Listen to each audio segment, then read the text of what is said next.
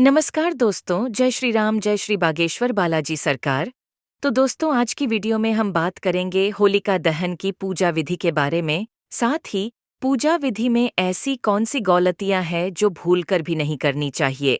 साथ ही अगर होलिका की पूजा विधि में आप ये काम कर लेते हैं तो माता लक्ष्मी की कृपा आपके ऊपर बनी रहेगी। ऐसी मान्यता है कि इस दिन भगवान हिरण्यकश्यप ने अपने पुत्र प्रहलाद को अपनी बहन होलिका के जरिए जिंदा जलाना चाहता था, लेकिन प्रहलाद की भक्ति की जीत हुई और होलिका आग में जलकर भस्म हो गई। तभी से होलिका दहन की परंपरा चली आ रही है और होलिका दहन के अगले दिन रंगों का उत्सव मनाया जाता है। रंग वाली होली को दुल्हंडी के नाम से भी जाना जाता। होलिका दहन के लिए सड़क किनारे या चौराहे पर लकड़ी कंडे झाड़ियां इकट्ठा कर एक सप्ताह पहले ही होलिका तैयार की जाती है।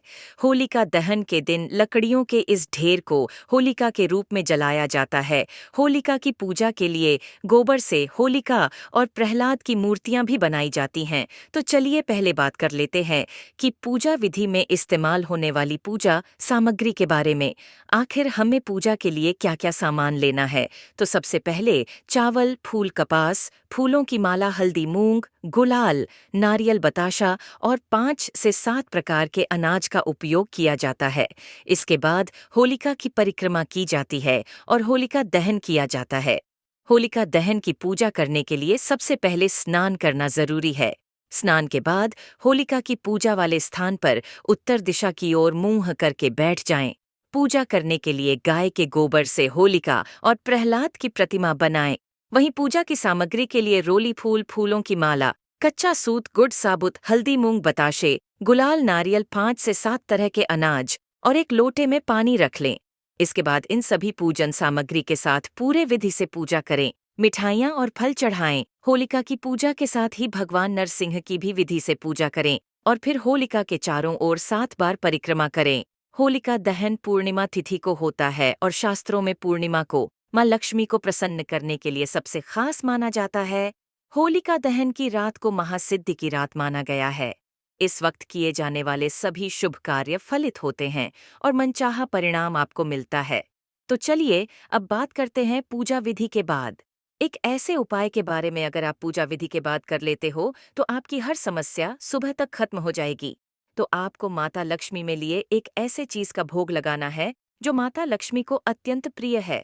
होली की रात पूर्णिमा की रात होती है।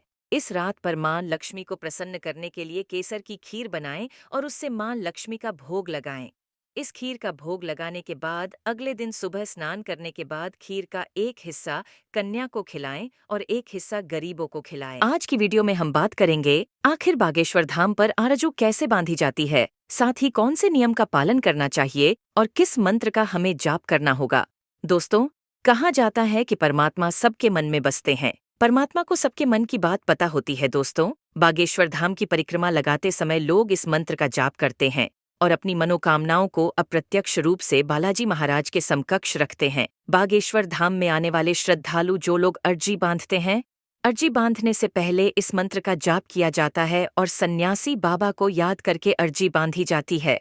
अर्जी बांधने के लिए एक लाल कपड़े में नारियल बांधा जाता है। अपनी मनोकामना को और अपनी समस्याओं को प्रभु के समकक्ष रखकर नारियल बांध दिया जाता है।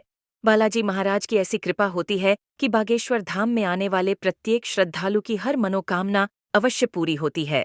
ऐसे मंत्र का जाप करने के साथ साथ सन्यासी बाबा की जय बोलना और बालाजी महाराज की जय बोलना आवश्यक होता है। इस मंत्र का जाप आप अपने घर पर भी कर सकते हैं और बालाजी महाराज की पूजा करते समय याद कर सकते हैं कि आपके घर में अर्जी कैसे बांधनी है और कब बांध सकते हैं।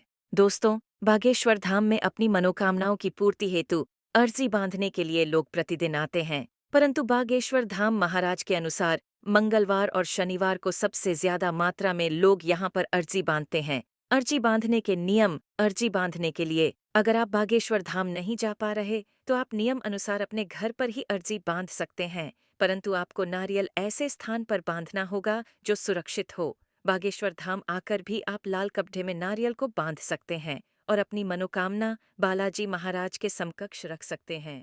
अर्जी बांधते समय बागेश्वर मंत्र का जाप करना अति आवश्यक होता है। अर्जी से संबंधित अधिक से अधिक जानकारी के लिए आप बागेश्वर धाम के कार्यालय से संपर्क कर सकते हैं। अर्जी के नियम जानने के लिए आप बागेश्वर धाम के यूट्यूब चैनल से भी पता कर सकते हैं, क्योंकि बागेश्वर धाम के महाराज ने यूट्यूब चैनल के माध्यम से भी अर्जी बांधने के नियम कई बार बताए हैं। बागेश्वर धाम से जुड़ने के बाद कम से कम 21 पेशी करना अथवा बागेश्वर धाम के 21 बार दर्शन करना अनिवार्य हो जाता है। बागेश्वर धाम की पेशी करने के लिए आपको मंगलवार और शनिवार का समय उचित रहता है, परंतु भीड़ ज्यादा होने के कारण आप यहाँ पर किसी भी दिन आ सकते हैं। समय अनुसार जब बागेश्वर धाम में टोकन जमा होते हैं तो आप टोकन जमा कर सकते हैं। यदि लिस्ट में आपका नाम आ जाता है तो आपको कांटेक्ट किया जाता है। इसके बाद आप बागेश्वर धाम के महाराज से मिल सकते हैं। साथ ही अब तो बागेश्वर धाम सरकार ने अपने फोन नंबर भी सार्वजनिक कर दिए है, कोई भी उनसे बात कर सकता है। घर में पैसों की तंगी को दूर करने के लिए और बरकत बढ़ाने के लिए होली की राख के उपायों को बड़ा असरदार माना जाता है। होलिका दहन के बाद आग जब ठंडी पड़ जाती है और तो उससे बनी राख को घर में लाकर कुछ उपाय किए जाते हैं। इससे आपके घर की सुख समृद्धि बढ़ती। आइए जानते हैं कौन से हैं ये उपाय। आर्थिक तंगी को दूर करने में होलिका की राख काफी असरदार मानी जाती है। होली की राख को एक लाल कपड़े में बांधकर और उसके साथ 7 सफेद कौड़ियां लेकर अपने घर की तिजोरी या फिर धन के स्थान में रख दें। ऐसा करने से आपके घर में कभी पैसों की कमी नहीं होती है और मां लक्ष्मी भी प्रसन्न रहती हैं। कमाई को बढ़ाने के लिए काफी मेहनत और प्रयास के बाद भी आपकी कमाई नहीं बच रही है और पैसे आपके हाथ में नहीं बचते हैं, तो होली की राख से यह उपाय करने से आपको फायदा होगा। होली की राख को लाल कपड़े में बांधकर और उसकी एक छोटी सी पोटली बनाकर अपने पर्स में हमेशा के लिए रखें।